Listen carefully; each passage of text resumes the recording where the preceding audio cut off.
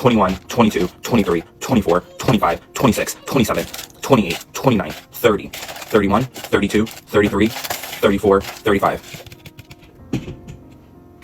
KFC. And that's why I bought extra, because I don't trust you guys. I literally ordered a salad with grilled chicken on it. A pretty good sized salad, but it's all lettuce and tomato and some bacon bits. I had literally 4 little strips of grilled chicken on there. I drank water. My bill with the tip was $25. What in the world's going on? There are restaurant chains that used to be so familiar most Americans could hardly imagine them ever disappearing. But that is exactly what is happening. Dozens of locations have shut down. Brands that used to be packed on weekends are now trying everything they can to bring customers back. And the biggest problem is that more and more people feel like these meals just are not worth what they are paying anymore. Meals that used to feel like a treat for the whole family can now leave you looking at the bill and wondering, is this meal really worth the money anymore? When millions of families start asking that same question, a restaurant chain does not just lose one dinner. It loses the habit of customers coming back, and that is the hardest thing of all to win back. Today, let's take a look at 15 major restaurant chains that are slowly losing their appeal in America and what is pushing them closer and closer to the edge. And make sure you stay until the end, because there is a good chance you are still paying for the reputation a restaurant had in 10 years ago, not the quality it is serving today. Number 15, Starbucks controversy. Over new powder has employees speaking out. If I told you that some Starbucks employees are going online to warn people about the very powder they have to use to make drinks every day, would you still pick up that cup and drink it like normal? Take a look at what this Starbucks employee discovered while using the new powder behind the counter. The blending powder, because as you guys know, it's toxic.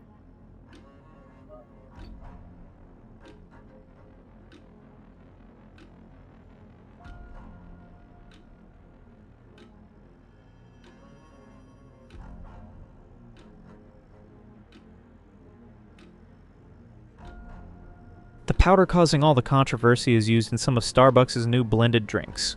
Some baristas say that when they work with it, the powder can get into the air and make them cough, irritate their throats, or just make them feel uncomfortable.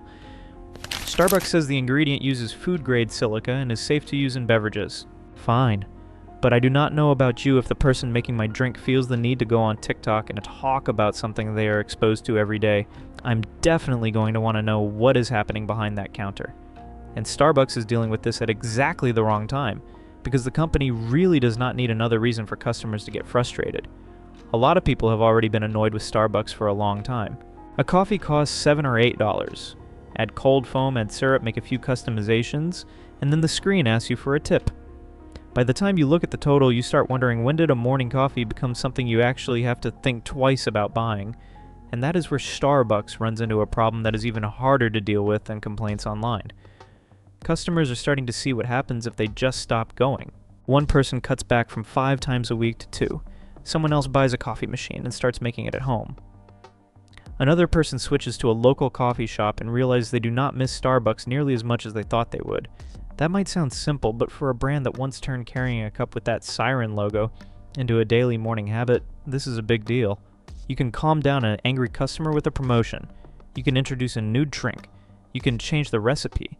But how do you sell a habit back to someone who has already realized they do not need it anymore?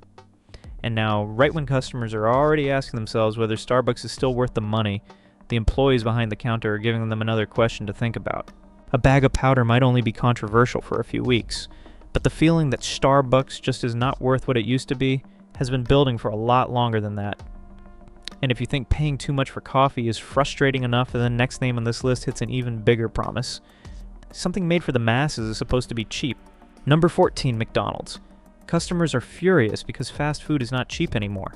The biggest danger with raising prices is not customers seeing a bigger number on the menu. It is when they start feeling like they are paying more and getting less. And that is exactly where customers are taking a hard look at McDonald's. Take a look at the Filet-O-Fish this customer just received.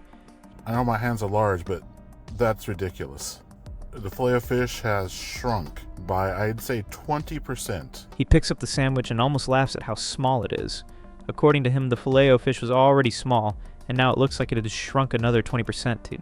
One small sandwich is not enough to create a problem for all of McDonald's, but when you put it next to the price, customers are paying things start getting a whole lot more frustrating.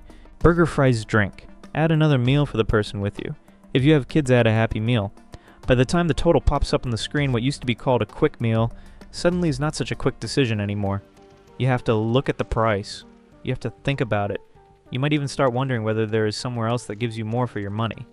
And this is where McDonald's has made things difficult for itself. For years, they got Americans used to the dollar menu cheap burgers and the feeling that just a few bucks could get you a meal. McDonald's did not need to be fancy. It did not need table service. It just needed to be cheap, fast, and filling. But what happens when all three of those things start slipping? Now, if people want to eat cheap, a lot of them have to open the app, hunt for deals, use points, or pick the right combo. Meanwhile, for about the same amount of money, they can look at a local diner, a casual dining chain, or simply buy groceries and make something at home. And once customers start comparing McDonald's with those options, the brand has already lost one of its biggest advantages. Food labor and real estate costs have all gone up, and everybody understands that. But customers do not walk into McDonald's to solve the company's cost problems. They just look at the sandwich in their hand and how much they just paid for it. If fast food is not cheap anymore and customers also feel like the portions are getting smaller, then what does the word value even mean anymore? And with the next name on the list, customers are going even further. They are turning on their cameras while employees make their food just to see whether they are actually getting the full portion they paid for. Number 13, Chipotle. Customers have to turn on their cameras just to make sure they are not getting shorted on portions.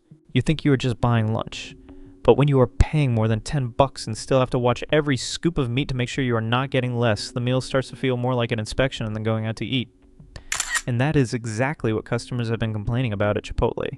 One of the videos that really blew this whole thing up came from Keith Lee, who had openly said before that he was a big fan of Chipotle.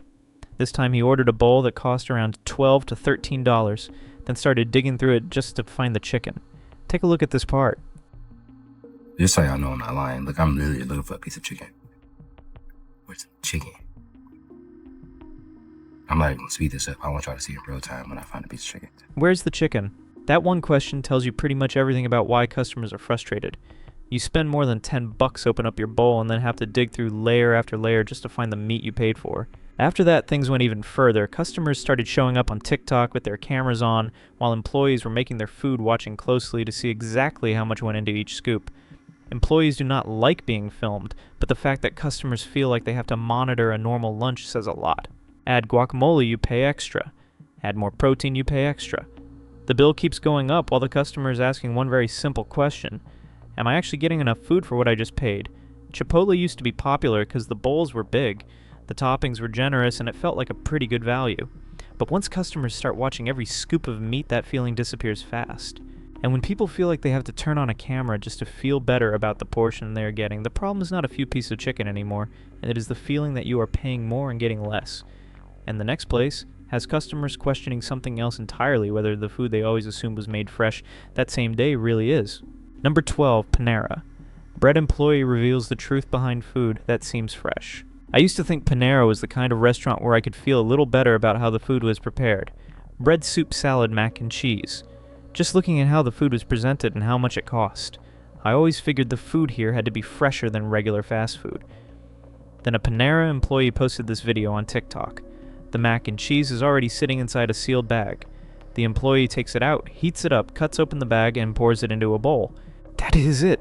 I had to watch it again because that was pretty far from what I pictured when I thought about a bowl of mac and cheese at Panera. I'm not saying prepared or packaged food is automatically bad. A lot of restaurants prepare food ahead of time. But Panera is not a convenience store, and eating here is not cheap either. Get a sandwich, some soup, add a drink, and the bill goes up pretty fast. At those prices, customers have every right to expect more than food being taken out of a bag and heated up. And the issue is not just the mac and cheese. The video makes you start wondering how much of what is in your bowl is actually made at the restaurant and how much of it is simply reheated before it gets served. I can still eat at Panera. But from now on, I am not going to automatically assume that looks fresh means made fresh right here. And the next place is disappointing customers. For a different reason, the flavor they remembered so clearly just does not seem to be the same anymore. Number 11, KFC prices. Keep going up, but that familiar flavor is getting harder to find. You do not feel like cooking tonight. You just want to pick up a bucket of chicken, bring it home, open the lid, smell those familiar spices, and sit down to eat with the family. For a lot of people, KFC used to be that simple. No need for anything new. The chicken just had to taste as good as you remembered. But that memory is exactly what makes things difficult for KFC. Longtime customers walk in with a version of KFC already fixed in their minds. The chicken should be hot, the coating should be crispy, the seasoning should have plenty of flavor, and the biscuits should be soft. If anything is different, they notice right away. Some people say the chicken is drier now. Others remember the coating being crispier and more flavorful years ago. One location can still taste great, while another can be a completely different experience.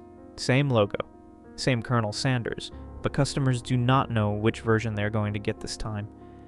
That is a big problem for a brand that has spent decades talking about its 11 herbs and spices, and that signature flavor. If the most famous item on the menu is making longtime customers say it is not like it used to be, adding a new sandwich may not fix the problem. Because a lot of people do not go back to KFC to discover something new. They go back because they remembered that exact piece of chicken they used to eat with their family. And coming up next is a chain that has been changing its menu so fast that some of the items customers remember most are the very ones that have disappeared. Number 10, Taco Bell. The menu keeps getting weirder, while the items customers actually want keep disappearing. Maybe you used to walk into Taco Bell just to grab a taco or your usual burrito and leave. Cheap fast fun and nothing you had to think too hard about. But looking at the menu now, sometimes I get the feeling Taco Bell is trying to turn every visit into some kind of new experiment. Chicken nuggets, and new versions of the Mexican pizza, Mountain Dew flavored desserts. In 2026 alone, Taco Bell introduced more than 20 new ideas and menu changes. I have nothing against new food. Trying something different can be fun. But it starts to feel a little strange when a taco chain has to keep coming up with something new just to hold people's attention while the items customers actually miss keep disappearing. The quesarito is one example. Loaded grillers are another. Customers talked about them so much that Taco Bell had to bring some old favorites back during special fan menu promotions. So the question's pretty simple. If customers get more excited about an old item coming back than a brand new one being released, is Taco Bell changing too much? Not everyone wants to open an app just to see what limited time item is available this week. A lot of people just want to order the same burrito they know what is inside it, and know how much they're going to pay. Taco Bell used to be very easy to understand. Maybe that's exactly why people liked it. And coming up next is a brand that once got the entire country to remember one exact product, one exact size, and one price that was almost impossible to forget. Number 9. Subway from $5 sandwiches to bills that no longer feel worth it. $5. That used to be all Subway needed to make the entire country remember one sandwich. You walked in and ordered a foot-long, picked your meat, cheese, vegetables, and sauce, then took it to go. No coupon needed, no app needed, no standing in front of the menu calculating every extra charge. And try doing that exact same thing today. A foot-long costing more than $10 is not unusual anymore. Add cheese, add extra meat, add a drink, and the bill can climb so fast that you find yourself looking at the screen again before you pay. And Subway made this even harder on itself. For years they drilled one number into customers' heads, $5 footlong. The ads played over and over, the jingle was easy to remember. And you got a whole footlong sandwich for just $5. So today, when the price can be twice as much, and customers do not just think everything costs more now, they think I'm paying twice as much for the same sandwich Subway used to tell me only costs $5. And it is still bread meat, cheese, vegetables, and sauce put together right in front of you. When the price starts getting close to what you would pay at a local deli or for a hot meal somewhere else, the question comes up pretty quickly. Why am I still choosing Subway?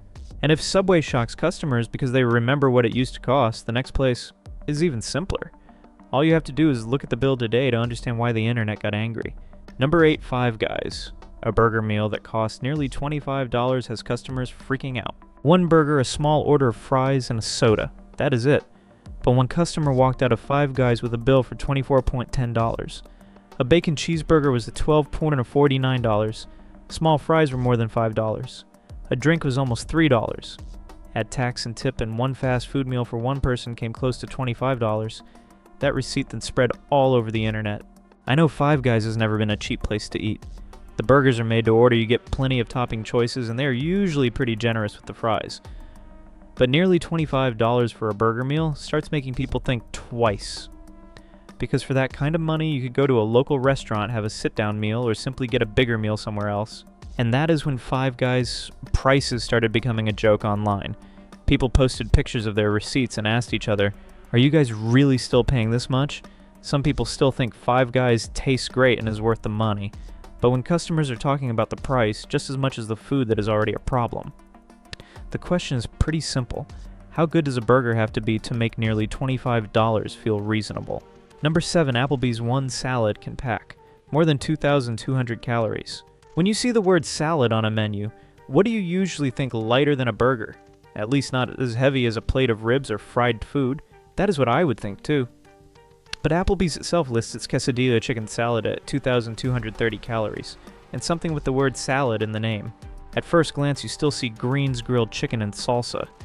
But it also comes with Mexi Ranch dressing cheese tortilla strips and even a quesadilla on the side. Once you add everything up, it does not really feel like the lighter choice a lot of people might imagine. And this makes me look at Applebee's a little differently. This brand has always had a huge menu. Burgers, rib steak, pasta, salads, appetizers. Just about everyone in the family can find something to order. But if a dish that looks pretty normal can reach 2,230 calories, I would want to know what I am eating before I order it, not after I finish it. Especially when Applebee's often leaves you with that feeling of, yeah, it was okay. If I am planning to have a really special meal, maybe I am fine with eating heavy for one day. But more than 2,000 calories for something that does not leave much of an impression in the end would make me think twice. A meal does not have to taste bad to make customers stop coming back. Sometimes the price you pay just has to feel a lot bigger than the enjoyment you get in return. But not every restaurant survives by being the safe choice for the whole family. Some places used to be where people went when they wanted to treat themselves to something a little better than usual. And now those special meals are exactly what a lot of families have to think hardest about. Number 6. Wendy's the promise of quality starts losing its value when every location gives you a different experience. Fresh, never frozen. Wendy's has repeated that line for years to emphasize that its burgers are supposed to be fresher and taste better than regular fast food. But customers do not eat slogans, they eat what gets put in the bag. And that is where the problem starts. Sometimes the burger is hot, the meat is tender, and the fries just came out of the fryer. But other customers complain about cold sandwiches, dry patties, vegetables that do not seem fresh anymore, or meals that look nothing like the pictures in the ads. Same brand, but the experience can be very different depending on the location. That is especially frustrating for Wendy's, because they are the ones who put the word fresh at the center of their image. Customers cannot stand in the kitchen and check how the meat is stored. They only know one very simple thing. Does that first bite taste good or not? If you keep telling people your quality is better than the competition, customers are going to expect more. An average burger from an average brand might get a pass, but an average burger from Wendy's makes people ask, so what exactly is different about fresh Wendy's is not short on good advertising. What they need is for customers to be able to walk into any location and get a burger that is close enough to the one they had last time that it does not feel like a gamble. And coming up next, the story moves from burgers to a dinner that used to feel like a treat for the whole family. Number 5, Outback Steakhouse. The steak dinner that used to feel like a treat is now making the whole family think twice. Outback Steakhouse does not just sell steak. For a lot of American families, this used to be the kind of restaurant you went to when you wanted something a little nicer than usual without going somewhere too fancy. Birthdays, weekends, small anniversaries, or just a night when the whole family wanted to order a bloomin' onion and share a few steaks. The cost still felt reasonable enough that people could think of it as a night out to treat themselves. But this is exactly the kind of spending that gets cut first when the family budget starts getting tighter. One steak by itself might not shock you, but a table of 4 means an appetizer, sides, drinks, maybe dessert, and then the tip. The total can climb very fast. For retirees, people living on a fixed income, or anyone having to spend more on insurance, groceries, and monthly bills, a dinner like that is not such an easy decision anymore. That does not mean customers will stop going to Outback completely. They usually do something much quieter. They just go less often. They might still go for a birthday. But on a regular weekend, they cook at home. They might still go for an anniversary. But if they suddenly feel like having steak one night, they skip it. And that is the biggest risk for Outback. A restaurant that depends on those little treat-yourself occasions is going to have a hard time keeping the same pace when customers start saving those occasions for just a few rare times a year. But price is not the hardest thing to change. Another chain is facing an even tougher question. If the very concept that made you famous is not appealing anymore, what reason do customers have to come back? Number 4, Hooters after bankruptcy. The brand has to change. The very thing that made it famous. Hooters used to be the kind of restaurant where you could look at the sign and immediately know what you were walking into. Wings Beer Sports on the TVs and Hooters Girls. You could like it or hate it, but at least the brand had a very clear reason for people to remember it. Now that same reason is becoming the very thing they have to change. Show the headline. That is right. After years of closing locations and going through bankruptcy, Hooters now wants to move back toward the image of a neighborhood restaurant that feels more welcoming to families. That makes sense. But I think this is an extremely tough problem to solve. If they tone down the Hooters girls' image, make it less suggestive, and focus more on the food, Hooters will have to compete like a regular wings restaurant. And at that point, you already have Wingstop Buffalo, Wild Wings, and countless local places. But if they keep the old concept exactly the way it was, does it still make people curious the way it did 20 or 30 years ago? The most worrying part is not even the criticism. It is when a Hooters location closes and a lot of people to just shrug. Being hated at least means that people are still paying attention. Being forgotten is what is really scary. Hooters used to sell a very specific kind of experience. Now they have to figure out how to change it without losing the reason people walked through the door in the first place. And if changing an image is hard, the next part is even messier.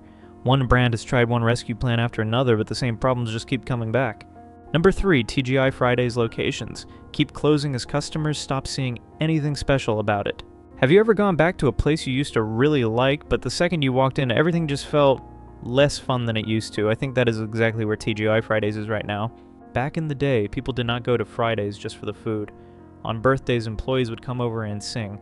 After work, people would stop by for happy hour. On weekends, they would order potato skins, ribs, a few drinks, and sit around talking until late. It was a little loud and a little cheesy, but at least it had an atmosphere. Now, a lot of locations have closed, and the sad part is that I do not see that many people really missing them. That is what got my attention. Fridays still sells burgers, ribs, pasta salads, and appetizers. The menu is not missing anything. But think about it. When was the last time you truly craved something there and said, tonight I have to go to TGI Fridays? I do not think Fridays is short on food. They are short on reasons for people to get excited. If you want something quick, there are more convenient places. If you want to go out and have fun, there are newer places that feel more interesting. If you want a special meal, people look for somewhere more memorable. TGI Fridays used to sell the feeling that tonight is going to be fun. Once that feeling is gone, even a huge menu has a hard time bringing it back. And the next story is even more likely to make customers angry, because one brand changed the exact thing its most loyal fans did not want anyone touching. Number 2, Cracker Barrel. Longtime customers get angry after the brand erases an image they had known for decades. I have to admit, the first time I saw Cracker Barrel's new logo, I wondered the same thing: why change something customers have been used to for decades? The image of Uncle Herschel sitting next to the wooden barrel disappeared. What was left was a simpler, cleaner, more modern logo. But customers did not see it as just a design change. To them, Cracker Barrel means road trips, breakfast with the family, the country store, and that feeling of walking into a place that has barely changed since their parents were young. So the backlash came fast. Less than a week after introducing the new logo, Cracker Barrel had to bring the old one back. And I think that is the real lesson here. Do not confuse looking old with being something customers want to get rid of. Sometimes the old stuff is exactly why they keep coming back. Cracker Barrel still had time to reverse course. But number 1 is not as simple as changing a logo back. More than 100 restaurants disappeared, bankruptcy hit, and a seafood chain that had been part of countless family dinners had to start over almost from scratch. Number 1, Red Lobster. More than 100 restaurants disappear, and even a 56-year-old location has to close. 56 years. That is how long one Red Lobster in Tallahassee, Florida had been around. Generations of families had eaten there. But in May of 2026, the chain's longest continuously operating location still had to turn off the lights. And this was not an isolated case. During its bankruptcy in 2024, Red Lobster closed around 130 restaurants.